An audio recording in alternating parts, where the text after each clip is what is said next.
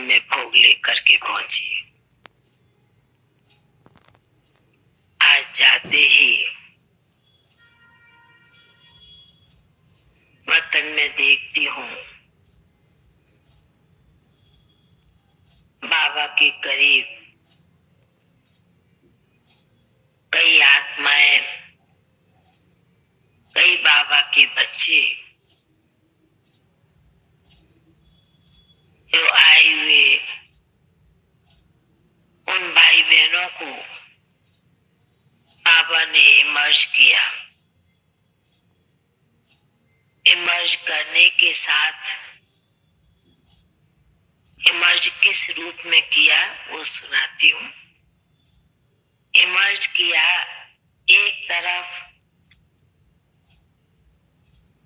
टोपी वाले भाई बहने हैं, भाई और माताएं भी कोई कोई सिर ढक लेती हैं, चाहे नेपाल के हैं चाहे पश्चिम नेपाल के हैं। तो बाबा देख करके कहने लगे कि बच्ची, आज विशेष बाबा के घर में बाबा के बच्चे डबल ताजधारी आए हुए हैं, बैठे हुए हैं। बाबा उन बच्चों को देख रहे हैं कि ये बच्चे लास्ट समय में, लास्ट कलयुग अंत के समय में भी सिंपल भले ताज है, सेब का भी साधन है। माताएं भी कभी कभी सिर ढक लेती हैं। तो बाबा कहने लगे कि यह भी आदि काल का संस्कार है, क्योंकि आदि काल में जो भी पहले के मनुष्य आत्माएं होते थे, अपने आप को हर प्रकार से सेफ रखने के लिए अपने को ढक करके चलते थे। कहीं किसी आत्मा की वो दृष्टि कुछ खराब दृष्टि ना जाए, उस लक्ष्य से भी उसी प्रकार रहते थे। तो बाबा भी इन बच्चों में उसी दृष्टिकोण से देख रहे हैं। ये बच्चे भी संगम युगी डबल ताजधारी है, भविष्य में तो बनेंगे ही, और संगम पर भी बाबा ने इन बच्चों को अपने रीति रिवाज के अनुसार ताजधारी बनाया है। फिर बाबा कहने लगे, बच्ची विशेष यूपी जोन आया है और साथ में दूसरे भी आए हैं। हर एक बच्चे की बाबा विशेषता देख रहे हैं। इन बच्चों ने भक्ति में बहुत, किसी ने गंगा में स्नान किया है, किसी ने सागर में भी स्नान किया है, कहीं ना कहीं तो डुबकी लगाई है। दुनिया में डुबकी लगाते हैं तो अंदर से लक्ष्य होता है कि हम स्नान करेंगे तो तर जाएंगे, पार लग जाएंगे। पर बाबा ने कहा कि भक्ति का फल तो इन बच्चों को मिला है, क्योंकि बाबा के घर में आए हैं, वह डुबकी लगाकर अभी ज्ञान स्नान करने ज्ञान सागर के पास पहुंचे हैं। ज्ञान स्नान कर अपने आप को स्वच्छ, पावन, पवित्र बनाने के लिए। इतना सुनाते बाबा ने फिर एकदम दूसरा दृश्य मर्ज किया।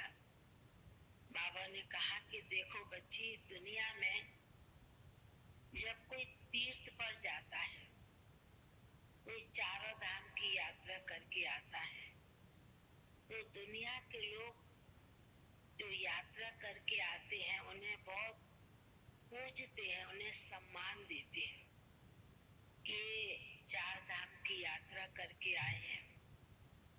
बाबा ने कहा कि जो बाबा के घर में ज्ञान सागर में डुबकी लगाने के लिए पहुंचे हैं, डुबकी लगाकर अपने अपने स्थान पर जाएंगे, अपनी अपनी जगह पर जाएंगे, तो बाबा ने कहा कि अब बाबा के बच्चों को अपने आप को और बाप को प्रत्यक्ष करने के लिए ये विशेष अपने स्वयं से पुरुषार्थ करना है। जैसे भक्ति में उस भावना से उन्हें सम्मान देते हैं, ऐसे आप बच्चे अपनी अपने जगह अपने अपने स्थान पर जाएंगे। तो बाबा ने कहा कि आप बच्चे ऐसे अपने आप को तैयार करके जाओ, अपने आप को इतना भरपूर करके जाओ, इतना शक्तिशाली बना के जाओ, जो बाबा ने कहा कि आप अपने घर में प्रवेश करें तो भी दूसरी अन्य आत्माओं को भी ऐसा अनुभव होवे कि सचमुच में ये कौन सी यात्रा करके आए हैं, किस स्थान से आए हैं।